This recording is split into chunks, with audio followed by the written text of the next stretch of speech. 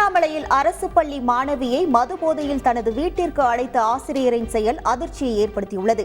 இந்த ஆடியோவால் அதிர்ச்சி அடைந்த குடும்பத்தினர் தனக்கரசுவை யாரும் இல்லாத இடத்திற்கு அழைத்து வந்து முட்டி போட வைத்தனர். பிறகு சரமாரியாக தாக்கி ஏன் இவ்வாறு செய்தாய் என விசாரித்தனர்.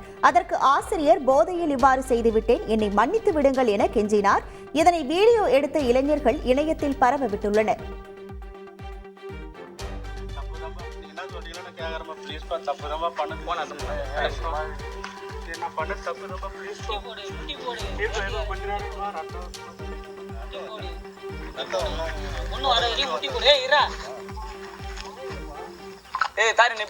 நல்லபடியா கேக்குறாங்க பாருண்ணா. எதுக்கு நான் அந்த பொண்ணு கூப்பிட்டேன்? நாங்களும்